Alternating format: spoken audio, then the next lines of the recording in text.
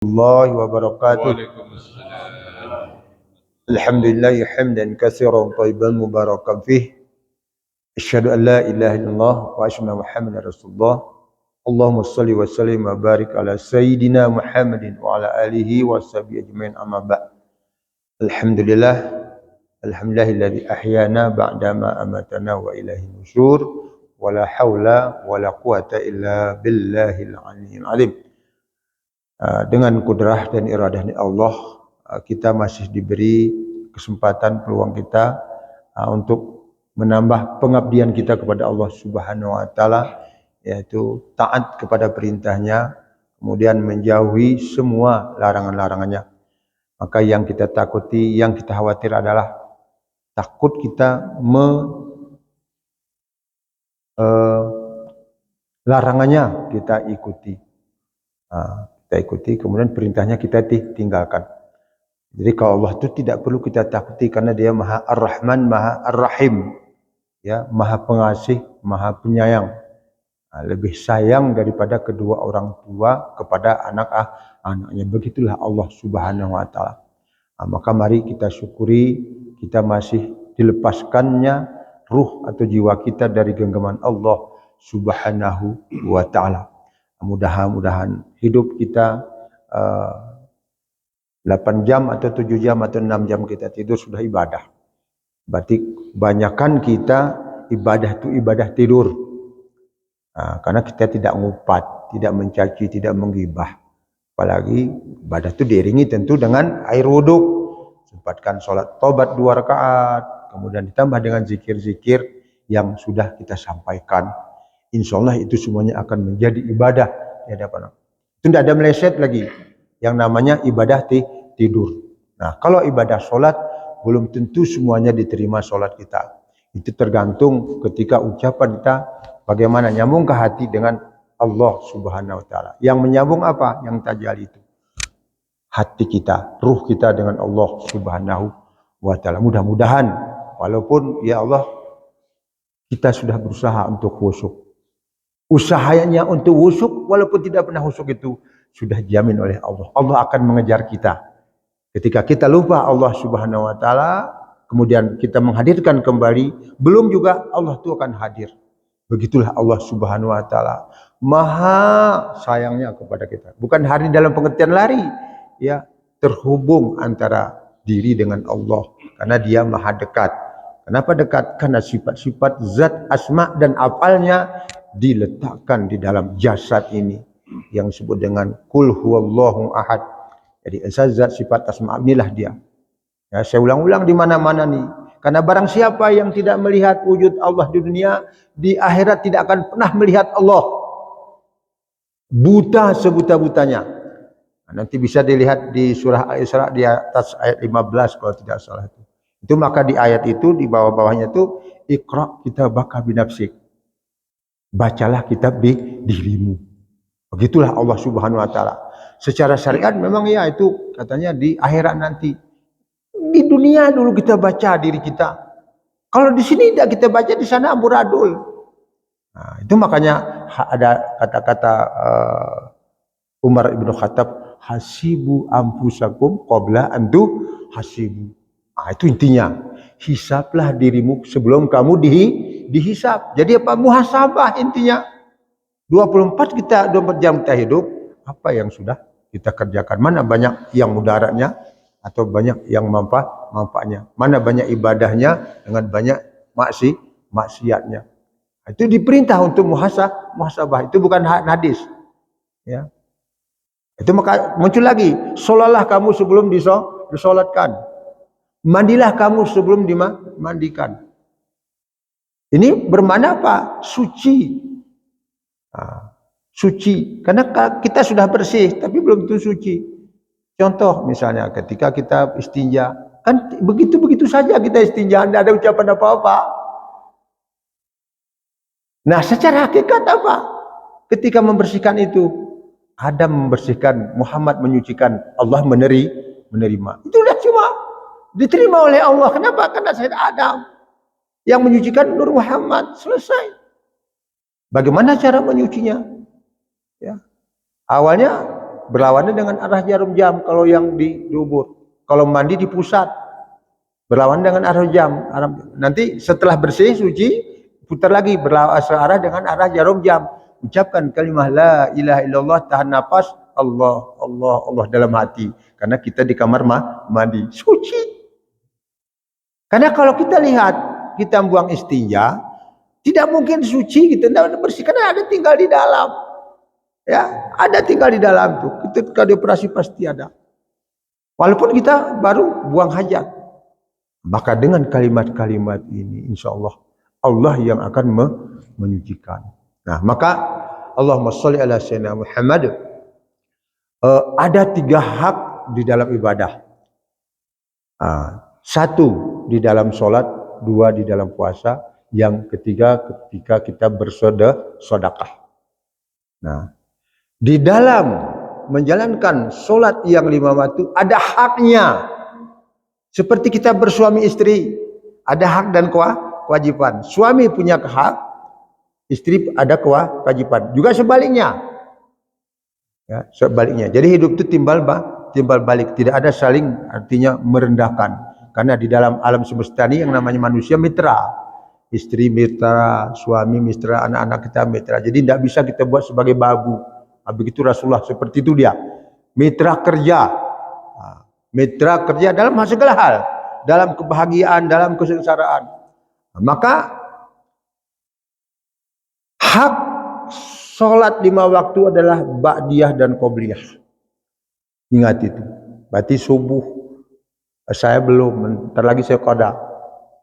Karena saya telat bangun tidur.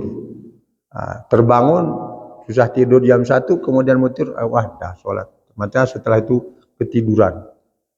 Udah tinggal 7 menit. Berarti bagaimana tuh kecepatan dari belanggul itu. Ya Allah tolong. Itu menunjukkan. Jadi ba'diyah qobliyah itu adalah menutupi kekurangan-kekurangan di dalam sholat yang wajib. Bahasa gayo kenteng kedep. Tapi kalau baju yang robeknya sudah 2/3, tidak mungkin ditengkedep, ditempel. Karena kalau kita pakai dibilang orang sekarang orang gila. Kalau dulu ada yang ditempel, pupuh jebel. Ya, tempelkan percasana sampai beratnya sampai kadang-kadang 20 kilo. Begitu taruh di mulut mengap kita. Mengap kita jebel samjing bahasa Jerman. Nah, jadi sholat itu harus. Nah, maka kan sekarang itu ada perbedaan pendapat masalah sholat qada. Nah, sholat qada ini kalau dari Rasul tidak ada. Ada dari Imam Syafi'i. Nah, yang yakin ikuti, yang tidak jangan. Jadi nanti kita tinggalkan. Saya meyakininya tidak bisa dikada. Tidak bisa dikoda. Karena tidak ada ayat dan hadis. Andaikan bisa dikoda, kenapa? Sholat itu tiang agama, kenapa puasa ada koda? Tidak bisa hari ini, hari lain. Oh, tidak bisa di hari lain kena sakit berketerusan. Bisa di fidi. Karena sholat begitu pentingnya. Berarti tidak boleh. Ini secara hakikat ini. Nah, ada juga orang hakikat menjalankan karena mungkin. Nah, tapi yang aneh begini, kita tidak tahu sholat itu tinggalnya hari apa, bagaimana niatnya. Akhirnya saya tanya sama orang-orang yang sholat itu. Sholat biasa saja. Habis sholat zuhur lagi 2 kali. Habis asar lagi. Habis maghrib. Setiap itu habis menjalankan qada. Nah, kan tidak. Itu makanya dalam Al-Quran tidak diperbolehkan. Tidak ada ayat. 1 ayat pun. Nah, ada yang berpendapat lagi. Karena surah Al-Jumu'ah. Ayat yang apa itu? Ya ayyuhalladzina amanu idza dan seterusnya. Ya. Itu hanya perintah kepada Jumat, tidak ada zuhur katanya. Sementara zuhur itu 4 rakaat. Dalam hadis 2 rakaat khutbah itu pengganti salat zuhur. Nah, nanti kan bertentangan dia tuh. Nah, maka ketika kita tanya bingung juga mereka. Berarti kalau kita ke Mekah, tidak ada orang sholat qada di situ.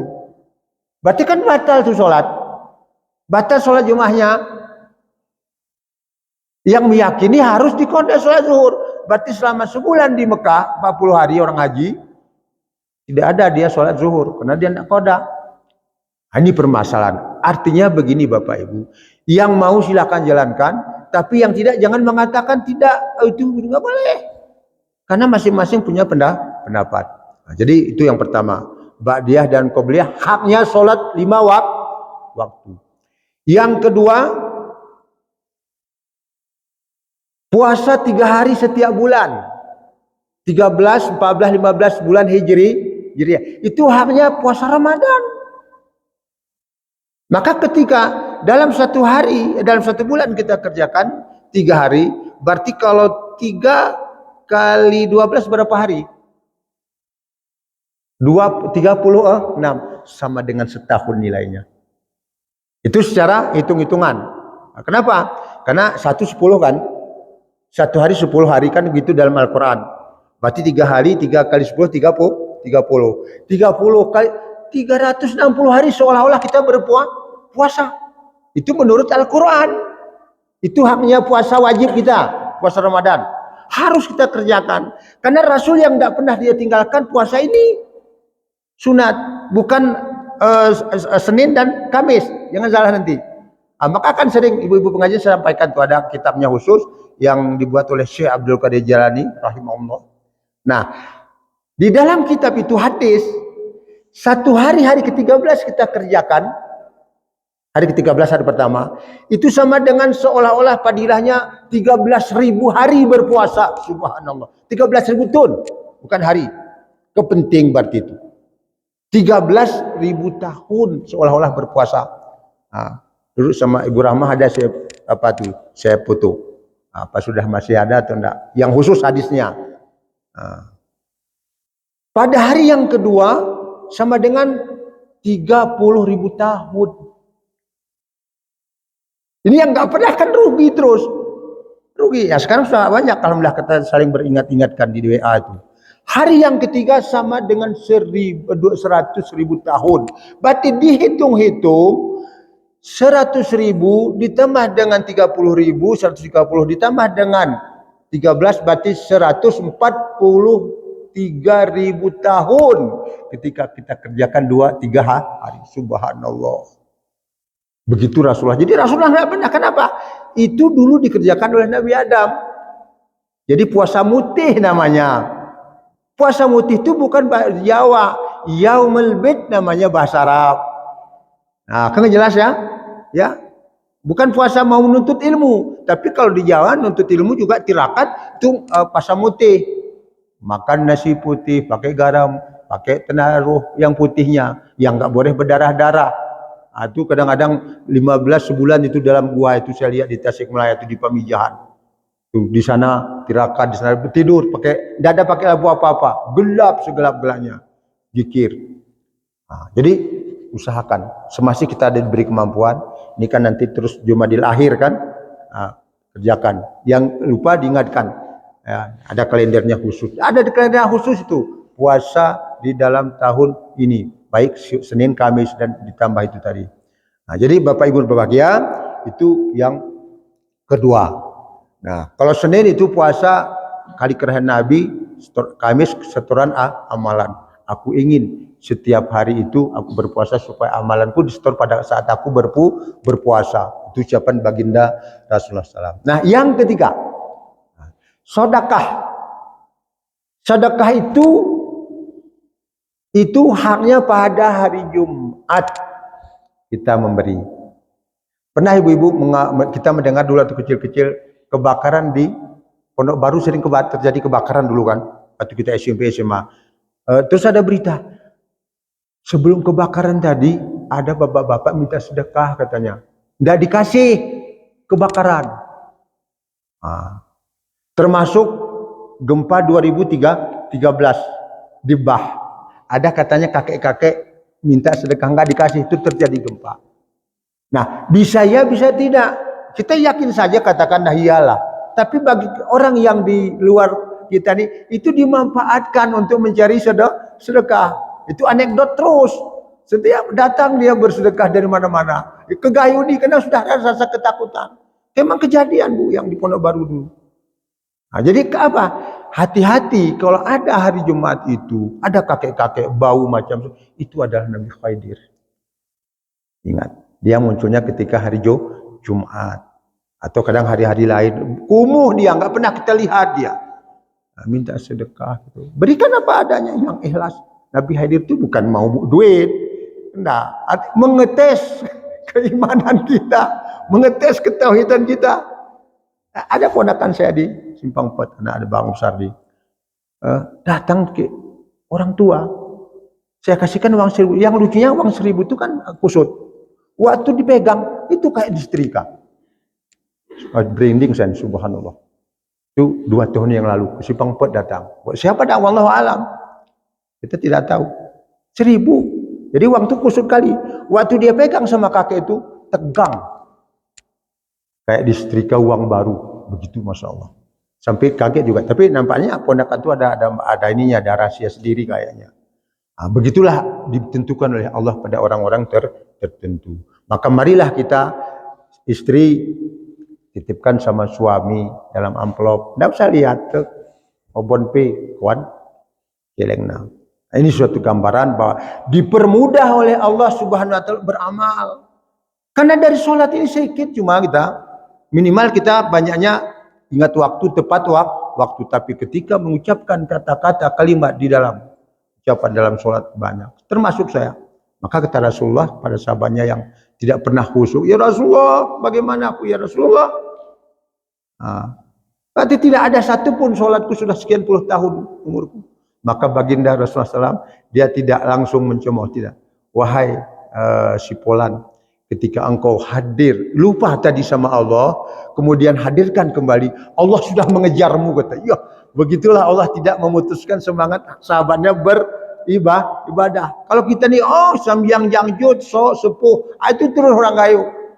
Macam terus muncul dari mulutnya. Padahal sudah datang pun ke masjid, sudah alhamdulillah. Itu dulu, belum pun sholat ba'diyah, alhamdulillah. Yang penting yang 5 waktu itu diurus. Nah, jadi mudah-mudahan yang 3 ini kita ingat. Jadi hak sedekah hari apa, Bu? Hari Ini hari apa hari ini? Jumat. Berikan masuk amplop walaupun 1.000. Jangan dilihat sama suami. Nah, jangan dilihat. Ya, karena Allah dengan kita yang mengetahui. Bisa jadi yang 1.000 itulah yang akan membantu kita ketika perjalanan dari dunia sampai alam kubur dan sampai kepada Allah Subhanahu wa taala. Wallahu alam. Subhanakallahumma bihamdika nasyhadu an la ilaha illa anta nastaghfiruka wa atubu ilaik. Wassalamualaikum warahmatullahi